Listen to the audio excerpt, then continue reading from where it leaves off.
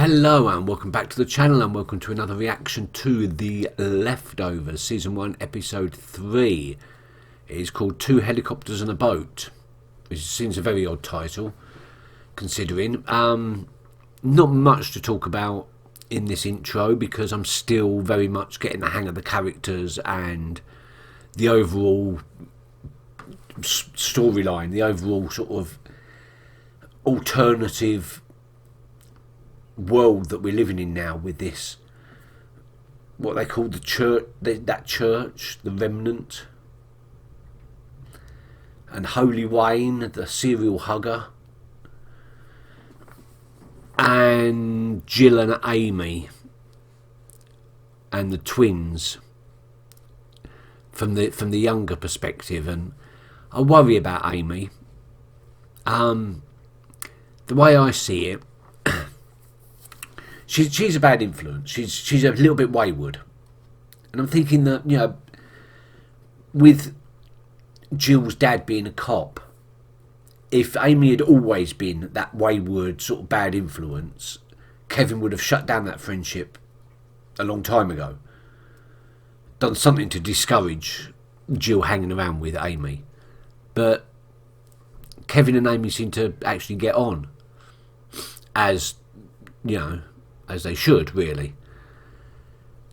So I'm thinking maybe Amy's behaviour is something new, and we haven't really seen her family yet. I know we're centred on Kevin and Jill and Laurie as the central sort of family group, but and Tommy as well, but there's something highly suspicious of the fact that we haven't seen any of Jill's family, and the fact that she's this kind of wayward, off the rails behaviour. I think maybe her parents were taken in the incident. And then we've got this Matt, is it Matt, the preacher guy who's going around trying to convince people that this is not the judgment, not Judgment Day or anything like that. It could be, though. It's gonna. Because I'm only 2 episodes in at the moment, I really don't know how deep to go in analysing this show. Whether I should just take it as it comes or really start getting involved in the details. I just want to know whether the incident was random or not. And the only way to do that is to see some statistics about who was taken, to see if there's any patterns there. Because patterns would imply a design, which would imply that someone or something has done this deliberately. And that's what I'm mainly focused on, finding out whether this is random or by design. If it's by design, who could do that? Nobody human. So aliens, gods, demons. What are we talking here?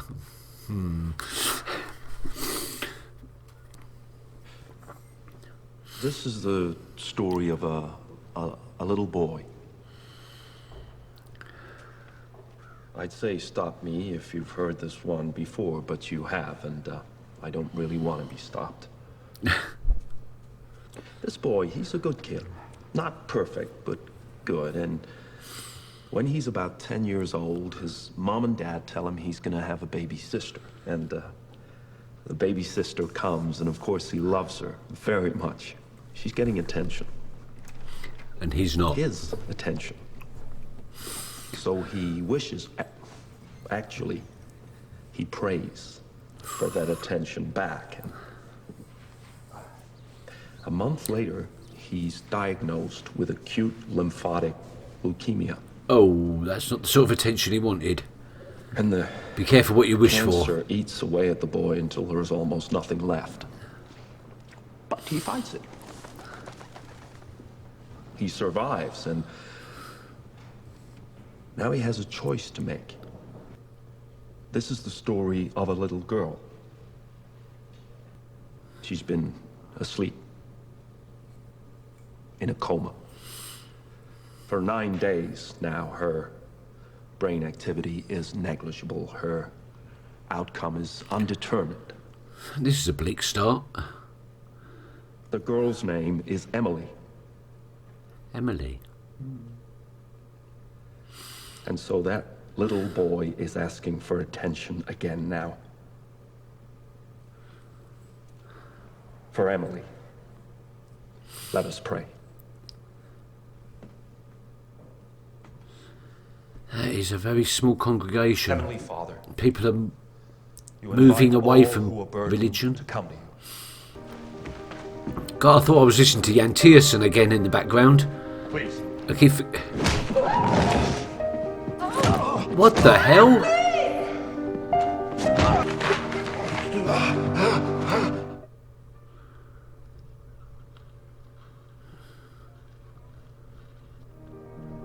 Oh yeah, he's protesting. It's angering the people that were left behind. I get it. In him trying to convince everyone that it's not Judgment Day by pointing out the flaws in the people that disappeared, he's angering the people that disappeared's survivors because they don't want to hear that their daughters sold drugs or their wives were having an affair or whatever, or at least they don't want it made public. So he's pissing off a lot of people there. And I can see by the congregation that people are turning away from the church at this time of need and are turning to that remnant faction. But why? The remnant seems very odd. Their insistence of smoking. I just don't get that. That's what I don't get. And this would imply, this credit scene would imply, this beautiful credit scene by the way, would imply that it's got something to do with judgment, the final judgment. Amber here, she poofed. She was a departure, yes. A So you departure, think is that what they're calling Arsene them? knew Amber? Maybe didn't appreciate your little newsletter. Okay then, I got this one. pretty much spelled out exactly what I said. There's no need for you. Press charges, Matt. No. There you go. Emily. A girl who was in here. Do you know what happened? She woke up, asked for a Sprite. She's okay. I guess so. This morning, we prayed for her. Yeah, that's... Well, she woke up last night. yeah. That wasn't wasn't it? Is he losing his faith? Is he trying to cling to something? Hey, hi, are you open? Sure, yeah. Come in. This guy I worked with, he used to get loaded and drive out to the Indian casino in Connecticut. Gamble away his paycheck every other Thursday. And when that was gone, I heard he cleaned out his kid's college account.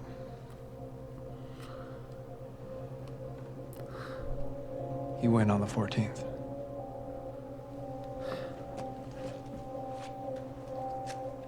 What was his name? Andrew Suzuki. You're not going to ask him to spell Personal information Zizaki. about our clientele. Sure, of course not. This man, Mr. Sasaki, he was a departure. Come on! What about the bet? What about the bet? Get out of here! Get out of here! I have to deal with this. Get down to pit 4. There's fucking birds on the table. How the hell do pigeons get into a casino?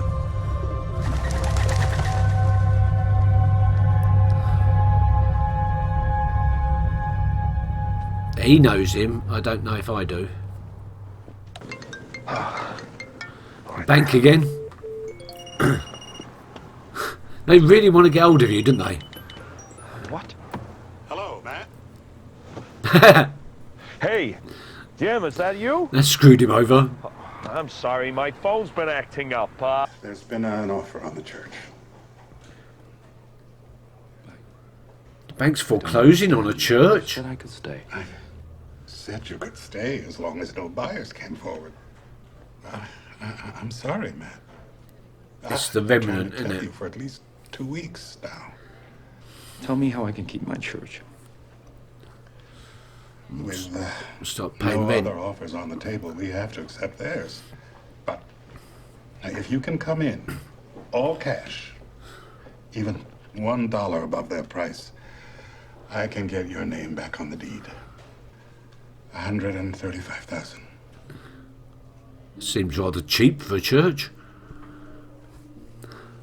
And land. How much time do I have? Tomorrow. End of day. Oh, that ain't gonna happen, is it? He's got a day to come up with $135,001.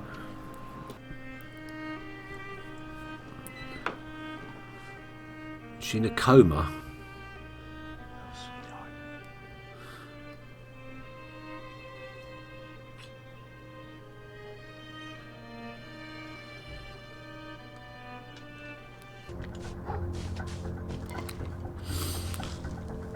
So what's he digging up? It better be money or worth a lot of money. Whoa. That is a roll and a half, isn't it?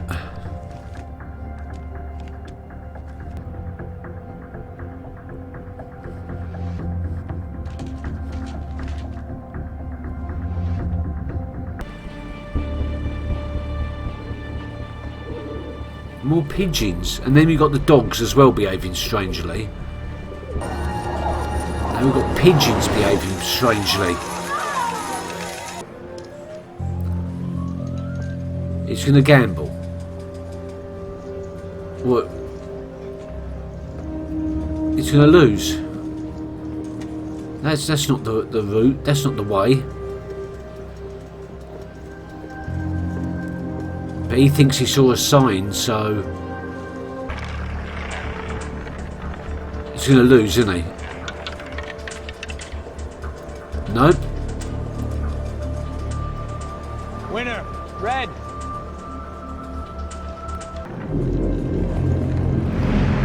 It's not going to work. So much tension. Winner, red. 80,000. Congratulations. Now piss off. 80,000. 23. Once more, please. Jesus. No more bets. If this goes black, his faith will be destroyed.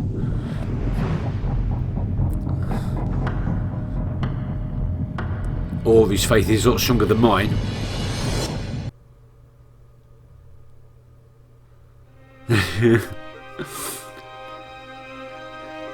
$25. Now they're going to ask him to kindly go away. He's going to get mugged in the parking lot. What's he walking out with that? Don't open it. Drive away. And I'll just take that envelope. You dick. Why didn't you? Too trusting.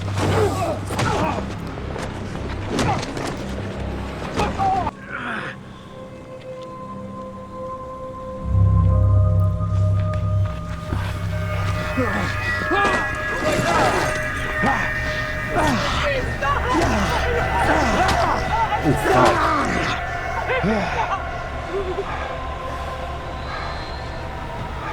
Oh my god, I think he's fucking killed him. Now drive away! Jeez, you went a little bit overboard there, I think.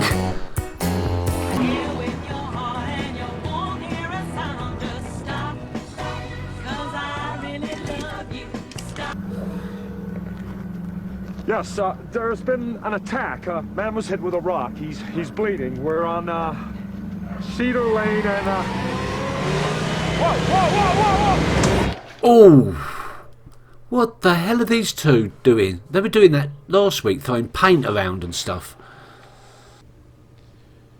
I'm sorry, Matthew, but it's spreading. Oh, he was the cancer boy. Of course he was. Are they burning in there? Yes, Nora, they are. Why isn't anybody doing anything? Nora? Isn't that the...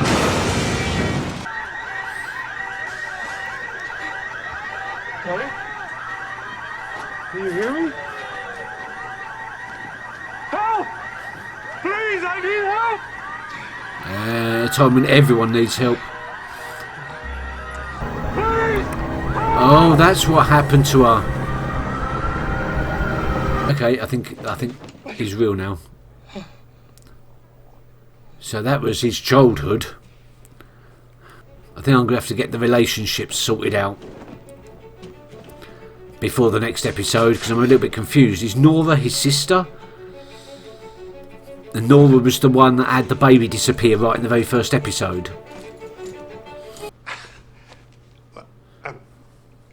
He's already done it. Matt, it's too late. Being knocked unconscious really put a dent in his plans. End of day. It's only 10 minutes. I have the money. We made a deal. End of day is end of day. That was 3 days ago. Oh. What? Has he been in hospital for 3 days? You came in on Monday. There's going to be a confrontation between these two at some point. The heads of their respective churches. Whoa. That was a long episode. Wow, that was intense. It was like... I still can't get used to Christopher Eccleston's American accent. I've got to say that. But it's ignorable, I suppose. That was amazing. We got to see a lot of Matt's past, what he stands for. I think he's slowly losing his faith. It's clinging onto it with hope. And that hope has just been dashed when he did everything that he had to do and he got delayed for 3 days. That was a twist. I thought he was like 10 minutes late. I thought that was ironic because in itself, but to then have it revealed that it was 3 days, that was funny and tragic for Matt, and it was very, very centric on Matt. We didn't really get to see anybody else really. Kevin made a brief appearance, as did the Remnant, but it was really all focused on Matt, which is good. I needed that because Matt was sort of a sideways character I was quite interested in getting to know what he stood for and that sort of thing. And I don't necessarily totally agree with what he's doing, but I can understand what he's doing in the context of that there's a lot of people that think it's Judgment Day and all that. And again, the music, my God, the music is amazing. Again, it still reminds me of Jan Tiersen. And it still reminds me a little bit of Philip Glass. Especially that violin part at the very end there. Very reminiscent of something that Philip Glass would do. And even, maybe, Max Bruch. But I mean, I can really tell where Max Richter's influences lay just on the background music for this show alone. But it's absolutely amazing, and we're getting deeper into the story now. Still want to find out so much. I'm hoping the next episode is going to feature, or is going to be, I don't know, we've had Kevin, we've had Matt. I wouldn't mind knowing Laurie's story, how she ended up at the Remnant and all that. And I still wouldn't mind knowing Amy's story, because I'm still convinced that her parents, something happened to her parents. Don't know why. Don't know why. It's because we haven't seen her hanging around anyone but Jill and Jill's dad. Like Jill's dad is a surrogate parent to her now. Yeah, I think those two are the characters I'm most interested in at this stage. But yeah, another absolutely awesome episode with some very... I'm not going to say undertones, because they're not undertones, they're overtones of religion and redemption and judgment and all that very, very in your face, but not in a bad way. Not in a bad way. I think this is going to open out into something very unexpected, I think, at some point. And once we've got all the meat out of the way with, and that's what we're still dealing with now, just trying to get used to the characters and everyone's relationship to everyone else and that sort of thing. That's what I'm trying to get into my head at the moment. And I haven't got it yet. I haven't got it quite yet. Okay then, thank you very much for watching. There will be more very soon. And until then, I'll bid you adios. Catch you later.